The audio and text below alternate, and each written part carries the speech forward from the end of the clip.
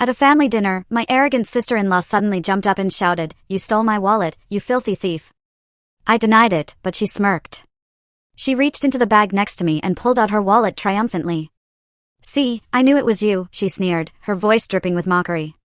The whole table stared at me in shock, but I couldn't stop laughing. You know that feeling when someone has been systematically trying to chip away at your soul for years? And then, suddenly, they push it so far, they practically hand you the hammer to shatter their own carefully constructed facade? Well, that's exactly what happened last Sunday, at my parents' 40th anniversary dinner. My sister-in-law, Vanessa, stood up, pointed right at me, and screamed that I had stolen her wallet. The look on everyone's faces when the truth finally exploded? Absolutely priceless. And honestly, I saw it coming a mile away. To really get how wild that night was, you need to understand Vanessa. She's been in our lives for 6 years now, ever since my brother, Eric, introduced her to the family. And from day one, she's been on this relentless mission to be the ultimate queen bee. She comes from serious money, her dad owns a chain of luxury car dealerships across the Midwest, and she never, ever lets you forget it. In the beginning, I really tried with her. I just wanted my brother to be happy, you know? So, I invited her for lunch, suggested shopping, even offered to help plan their wedding. But every single time, Vanessa would find these subtle, insidious ways to put me down. She'd comment on my simple apartment, ask if my clothes were from a discount store, or call my graphic design career cute but not important, like her job in her dad's business. The worst attacks always came during family gatherings. 3 Christmases ago, she accidentally spilled red wine all over a dress I'd spent weeks designing and making myself. Last Thanksgiving, she loudly announced how brave it was of me to come to dinner alone again, when everyone else had partners. And at my niece Lucy's baptism, she told extended family that my gift for the baby was thoughtful, considering what you can afford. I just swallowed my pride, plastered on a smile, and tried to keep the peace. Not for her, but for Eric, who seemed totally blind to his wife's behavior, and for my sweet niece, Lucy. Lucy is just this innocent, loving kid, and the thought of causing drama that might hurt her kept me quiet for years. My parents, David and Marie, are in their late 60s now. They're total peacekeepers. The kind of people who believe family harmony is worth almost any sacrifice. Dad was a high school principal for 35 years, Mom a nurse. They raised us to believe forgiveness was strength and family bonds were sacred. When Vanessa's nastiness became impossible to ignore, they'd just gently change the subject or find ways to move us to different rooms. Eric, my older brother, has always been caught in the middle. We were super close growing up. He protected me from bullies, taught me to ride a bike, was my confidant through my crazy teenage years. But after Vanessa, everything changed. He became distant, canceling our monthly sibling dinners, making excuses. And if I ever dared to gently bring up Vanessa's behavior, he'd get defensive. "She just has a different communication style, Gabs," he'd say. "You need to try harder to understand her." It drove me insane. My younger sister, Julia, was my only true ally. 3 years younger, Julia has always been the family rebel, speaking her mind no matter the consequences. She saw right through Vanessa and had no problem calling her out. That made her Vanessa's second favorite target, though Julia cared way less about the jabs than I did. "You know what your problem is?" Julia told me once. "You still care what that witch thinks. Stop giving her the power." Easier said than done when every family event felt like a psychological battlefield. The whole lead up to that infamous dinner started 3 months earlier. My parents announced their 40th anniversary was coming up, a huge milestone. I volunteered to organize a dinner at Salvatore's, their favorite upscale Italian place, where they had their first date. I poured my heart into it. Weeks planning custom menus, playlists of their special songs, inviting old friends, collecting photos for a slideshow, designing beautiful custom invitations. Of course, Vanessa had to insert herself. First, she called the restaurant behind my back to change the reservation time, claiming it was more convenient. Then, she contacted guests to suggest a different dress code. She even ordered a completely different cake, not the one I'd carefully selected based on my parents' favorite flavors, calling her choice more sophisticated. When I confronted her, she played completely innocent. "Oh, I thought we were planning this together," she said, wide-eyed. "Eric told me you probably needed help since you have so little experience with this kind of upscale event." Eric denied saying any such thing, but still refused to ask Vanessa to back off. So, I adjusted. I compromised. I kept my focus on making the evening special for my parents.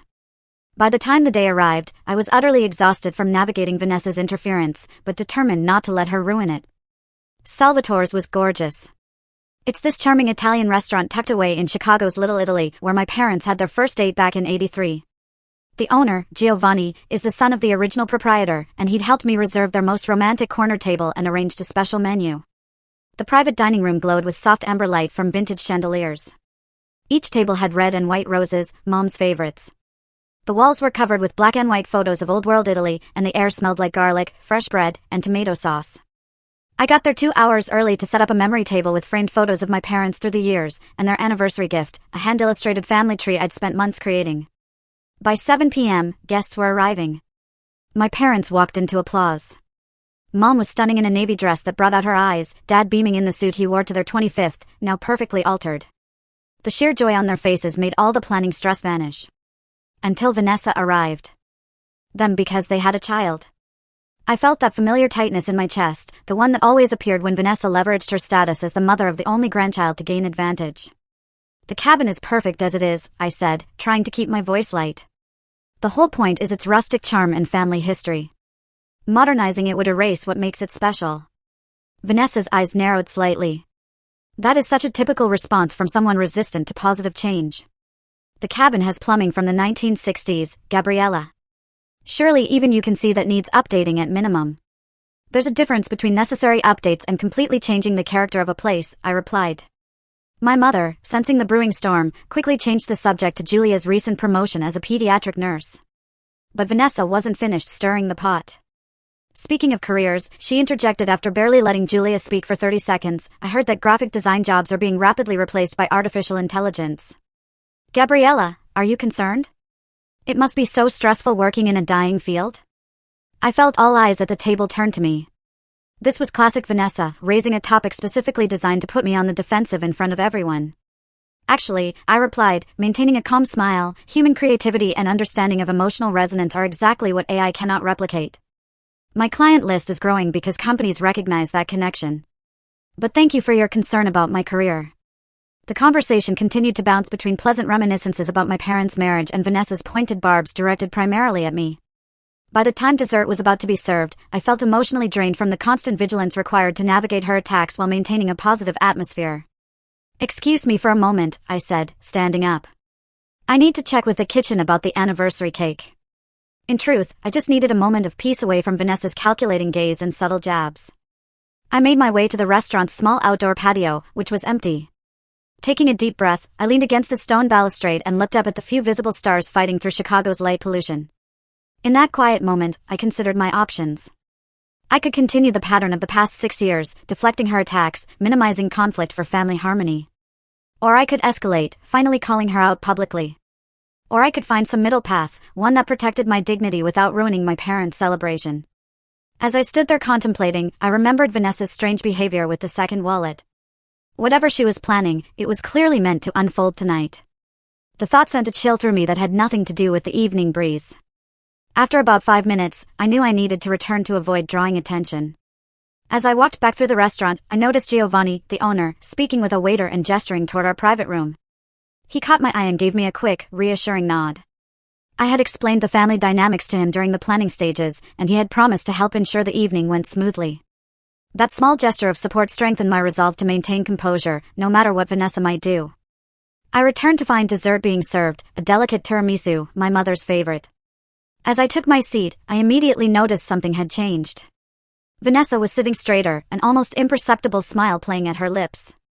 Eric looked tense beside her, staring down at his dessert as if it held answers to questions he didn't want to ask. My father was in the middle of a story about their honeymoon in Venice, but Vanessa was barely pretending to listen, her eyes flicking between me and her handbag, which was still positioned between our chairs. I had just taken my first bite of tiramisu when Vanessa suddenly gasped loudly, cutting off my father mid-sentence. My wallet, she exclaimed, her hand flying to her chest in an exaggerated gesture of distress. I cannot find my wallet. All conversation at the table instantly ceased. Every head turned toward Vanessa, who was now making a show of searching through her handbag. Are you sure you brought it? My mother asked, concerned. Did you check your coat? Of course I brought it. Vanessa snapped, then quickly composed her features into a mask of worry. I had it right here. I paid the coat check with it when we arrived. Someone must have taken it. She began looking around frantically, peering under the table, asking others to check near their seats. I noticed she was careful to direct everyone's attention away from her own handbag, where I suspected the missing wallet was still safely hidden. Perhaps you left it in the restroom, suggested Helen, Mom's friend. No, no. Vanessa insisted, her voice rising dramatically. It was right here in my bag. It has all my credit cards, my driver's license, even pictures of Lucy that cannot be replaced. As the search expanded and guests began standing up to check under their chairs, I saw Vanessa's eyes repeatedly dart toward me, gauging my reaction. I maintained a neutral expression, helping to look around my area of the table, even as I felt the trap beginning to close. Wait, Vanessa said suddenly, her voice dropping to a theatrical hush. When did you leave the table earlier, Gabriella? And where exactly did you go? The question hung in the air like a thundercloud. Several people looked confused, not immediately understanding the implication, but I knew exactly what she was doing. I went to the patio for some fresh air, I replied evenly. And then I spoke with Giovanni about the cake. Why do you ask? Vanessa's eyes narrowed, and I saw the satisfaction in them that told me I had walked right into her script. Isn't it strange, she said slowly, that my wallet disappears right when you leave the table? And you were gone for quite some time, weren't you? The atmosphere in the room shifted instantly. I could feel the uncomfortable tension as guests began to realize what Vanessa was suggesting. My mother looked stricken, my father confused and distressed. Julia was halfway out of her seat, fury evident on her face, but I caught her eye and subtly shook my head. This was between Vanessa and me. Are you suggesting I took your wallet? I asked, keeping my voice steady. That's a serious accusation, Vanessa. She didn't respond directly. Instead, turning to the table at large, has anyone seen my wallet? It's red leather Prada with a gold clasp, very distinctive and obviously valuable. No one had, of course, because I was increasingly certain it was exactly where Vanessa had hidden it, waiting for her dramatic reveal. The private dining room at Salvatore's had fallen completely silent. The wait staff, sensing the tension, had discreetly withdrawn. Even the soft Italian music seemed to have dimmed, as if the restaurant itself was holding its breath. Vanessa stood up slowly, her chair scraping against the hardwood floor with a sound that cut through the silence like a knife. Every eye in the room was on her as she drew herself up to her full height, her expression transforming from worried search to righteous anger in an instant. You, she said, pointing directly at me, her voice rising to a near shout. You stole my wallet, you filthy thief. The accusation hung in the air, so outrageous and unexpected that for a moment no one reacted. My father was the first to recover. Now, Vanessa, he began, his principal's voice of authority making a rare appearance. That is a very serious allegation to make without any evidence. But Vanessa was not to be deterred. She was fully committed to her performance now, her face flushed with what appeared to the others as genuine outrage. I have suspected for years that things go missing when Gabriella is around, she continued. A pair of earrings from our guest bathroom. Money from Eric's wallet. Even Lucy's birthday gift card last year. I never said anything because I wanted to keep the peace, but this is too much. I felt as if I'd been physically struck. Not only was she accusing me of stealing her wallet tonight, but she was retroactively blaming me for other alleged thefts, none of which I'd ever heard about before this moment. I glanced at Eric, expecting him to defend me, but he was staring at the tablecloth, his face unreadable. That is absolutely not true, I said, fighting to keep my voice steady. I have never taken anything that does not belong to me. Not tonight and not ever. My denial seemed to fuel Vanessa's performance. She turned to the table at large, her expression now one of sad vindication. You see how she lies? Always so perfect, so innocent. Gabriella, the graphic designer. Gabriella, the devoted daughter. Gabriella, who everyone loves. But I know what she really is. The guests shifted uncomfortably in their seats. Some looked confused, others embarrassed to be witnessing this family drama. My mother had tears in her eyes, and my father looked older than I had ever seen him, the lines in his face deepened by distress. I felt a complex mixture of emotions. Humiliation burned through me as I sat accused in front of friends and family. Anger pulsed in my temples at the sheer injustice of it. But beneath those immediate reactions, a strange calm was forming. I knew what was coming. I had seen the setup, recognized the trap, and while part of me wanted to leap to my feet and scream the truth, another part, a stronger part, counseled patience. Let her play out her hand completely. I do not appreciate being called a thief or a liar, I said, keeping my voice low and controlled, especially not at our parents' anniversary celebration. Vanessa's eyes gleamed with triumph at what she clearly interpreted as a weak defense. And then she made her move. The one I had been waiting for. Well, if you're so innocent, she said with a smirk, you won't mind if we check your things. Before I could respond, she reached down toward my feet, where my small clutch purse sat beside the chair. I had deliberately chosen a tiny evening bag that could only hold my phone, lipstick, and keys, specifically to avoid carrying anything unnecessary. That's hardly large enough to hide a wallet, Julia pointed out sharply. No, Vanessa agreed, straightening up with a predatory smile. But this is. She reached for the large tote bag that had been sitting between our chairs, the one I knew belonged to her, but that she now implied was mine. That's not my bag, I said calmly. Oh. Vanessa raised a perfectly shaped eyebrow. Then whose is it? It's been sitting right next to you all evening. Before I could respond, she made a show of opening the tote bag and dramatically reaching inside. The look of satisfaction on her face as her hand closed around what she was seeking made my stomach turn, even though I had anticipated this exact moment. Well, she said, her voice dripping with mock surprise as she triumphantly pulled out her red Prada wallet. What do we have here? My wallet. In your bag. See? I knew it was you. The collective gasp from around the table was audible. My mother covered her mouth with her hand, eyes wide with shock. My father lip-stricken, torn between his instinct to believe in his daughter and the seemingly irrefutable evidence before him. Gabriella. Eric finally spoke, his voice a mixture of confusion and disappointment. How could you? That hurt more than anything else. The immediate assumption of my guilt from my own brother. 6 years of Vanessa's influence had eroded his faith in me so completely that he didn't even question this absurd scenario.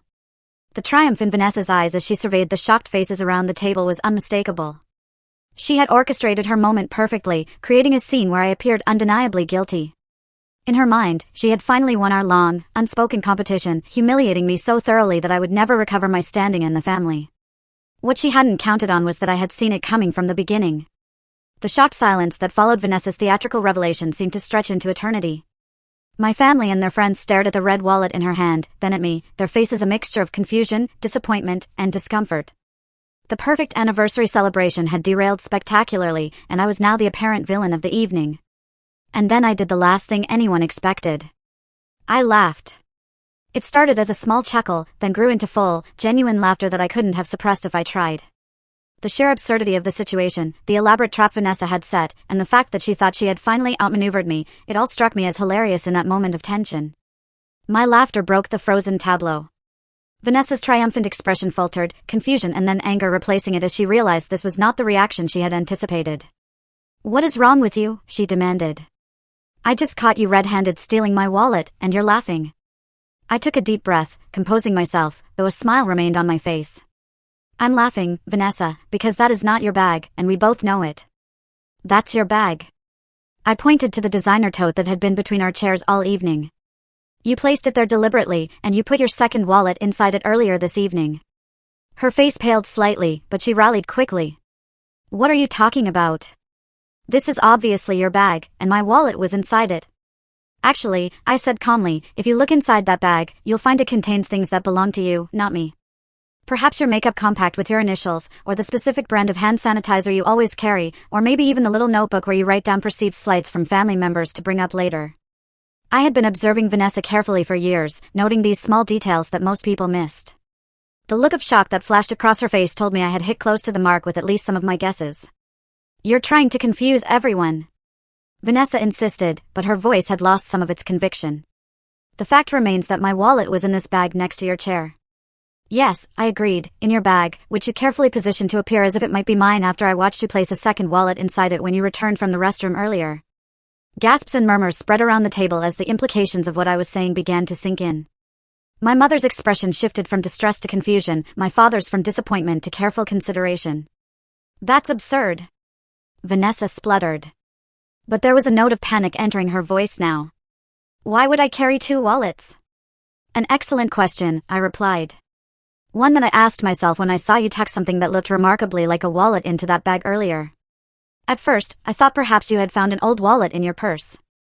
But then I noticed how carefully you positioned the bag between our chairs and how you kept glancing at me throughout dinner with that calculating look you get when you're planning something. I turned to address the table at large.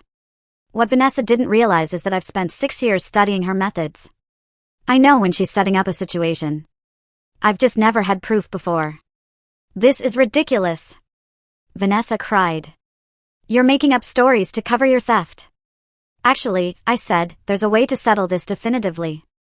I turned toward the back of the room where Giovanni, the restaurant owner, had been quietly observing the scene. Giovanni, would you mind sharing what we discussed during the planning for tonight's event? Giovanni stepped forward, his professional demeanor tinged with discomfort at being drawn into family drama. When Miss Williams was organizing this celebration, she asked about our security measures. I informed her that after a theft last year, we installed discreet security cameras in all our private dining rooms. They are primarily for the protection of our guests' belongings, but they record continuously. The color drained from Vanessa's face so rapidly that for a moment I thought she might faint. You knew, she whispered, staring at me. You knew there were cameras, and you let me. I knew there were cameras, I confirmed. What I didn't know was exactly what you were planning. But when I saw you hiding something in that bag, I suspected it might be something like this. I just didn't think you'd go quite so far as to publicly accuse me of theft. Eric had been listening to this exchange with growing horror on his face. Now he stood up abruptly. Giovanni, can we see this security footage right now? Of course, Giovanni nodded. We can access it in my office immediately. I don't think that's necessary, Vanessa said quickly, her voice high and tight. This has gotten out of hand. It was obviously just a misunderstanding. But Eric was already moving toward Giovanni, his expression grim. I want to see the footage now. I remained seated as Eric, my father, and Giovanni left the room. The atmosphere they left behind was thick with tension.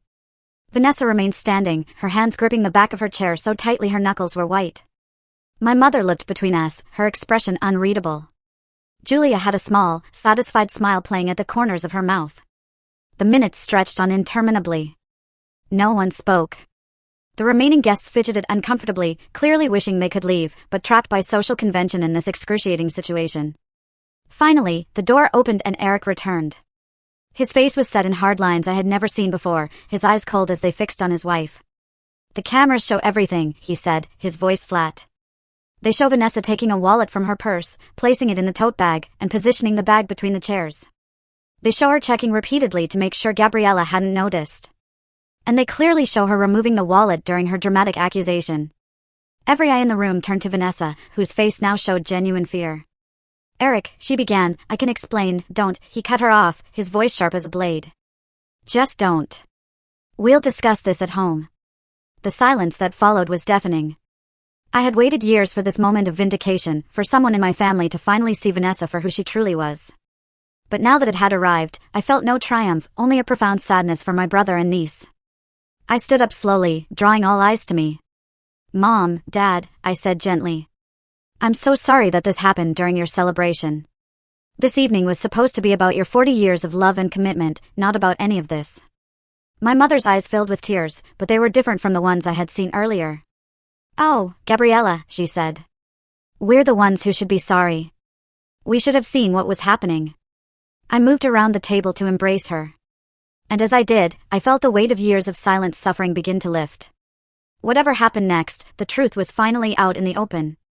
The remainder of the anniversary dinner proceeded in a strange, subdued atmosphere.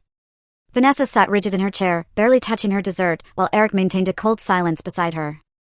Lucy, sensing the tension but not understanding its source, grew increasingly fussy until Julia quietly offered to take her outside for a walk.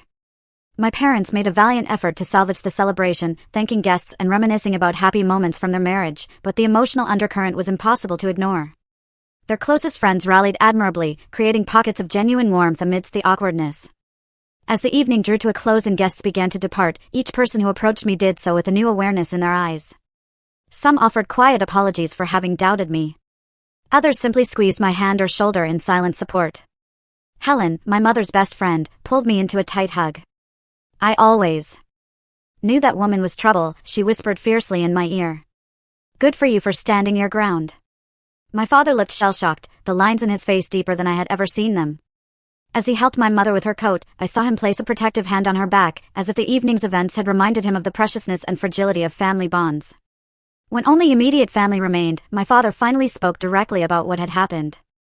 I owe you an apology, Gabriella, he said, his voice heavy with regret. We've seen the tension between you and Vanessa for years, but we told ourselves it was normal in-law dynamics. We never imagined it went this deep. My mother nodded, tears welling in her eyes again. We should have protected you better. We were so focused on keeping the peace that we didn't see who was really disturbing it. It's not your fault, I assured them. Vanessa is extremely skilled at presenting one face to some people and another to others, and I never wanted to force anyone to take sides. Eric, who had been standing silently by the door, waiting for Vanessa to return from the restroom where she had retreated after Julia brought Lucy back, now approached us. "I need to talk to you," he said to me, his voice rough with emotion. "Alone, if that's okay." We stepped out onto the same patio where I had collected myself earlier. The night had grown cooler, and I wrapped my arms around myself against the chill. Eric looked out at the city lights for a long moment before speaking. "I don't even know where to begin," he finally said. "I feel like the world's biggest fool." "You're not a fool," I said gently. "You're someone who wanted to believe the best about the person you love. There's nothing foolish about that." He shook his head sharply. "Stop being so understanding. I don't deserve it. For years, I've dismissed your feelings, defended her behavior, even accused you of being jealous or difficult. And all this time..." His voice cracked. "All this time, she was deliberately trying to hurt you, to drive a wedge between us. I had imagined this moment of validation countless times over the years. But now that it was here, I found no satisfaction in my brother's pain." "What are you going to do?" I asked quietly. Eric ran a hand over his face, suddenly looking exhausted. "I don't know. I need to think about Lucy, about what's best for her. But I know I can't just pretend this didn't happen. What Vanessa did tonight. It wasn't a momentary lapse in judgment. It was calculated, cruel. It makes me wonder what else she's capable of." Before I could respond, the door to the patio opened, and Vanessa emerged. Her makeup had been freshly applied, but it couldn't hide the redness around her eyes or the tight, defensive set of her mouth. "The car is waiting," she said to Eric, her voice brittle. "Lucy is tired." Eric looked at her for a long moment, and I saw something shift in his expression, a hardening that I had never witnessed before. "Take Lucy home," he said. "I'll get a ride with my parents or Gabriella. We need some space tonight." Vanessa's composure slipped, revealing a flash of panic. "Eric, please. We need to talk about this." "Yes, we do," he agreed. "But not tonight. Tonight, I need to process what I saw on that security footage." For a moment, I thought Vanessa might argue further, but after a tense silence, she simply nodded stiffly and walked away. The sound of her heels clicking on the hardwood floors faded as she returned to collect Lucy. After she left, Eric turned back to me. "I am so sorry, Gabs. I know those words aren't enough, but they're all I have right now." I reached out and took his hand, squeezing it gently. "They're enough for tonight. The rest we can figure out as we go." When we returned inside, my parents and Julia were waiting. The five of us, our core family unit, without Vanessa's divisive presence, stood together in a moment of wordless reconnection. Then Julia broke the silence with her characteristic directness. "Well, that was the most dramatic anniversary dinner in history. Congratulations, Mom and Dad. You'll definitely remember this one." Surprisingly, this broke the tension. My father chuckled, my mother smiled through her tears, and even Eric managed a weak laugh. We gathered our things, thanked Giovanni profusely for his discretion and help, and made our way out into the night. As we stood on the sidewalk saying our goodbyes, my mother pulled me into a fierce hug.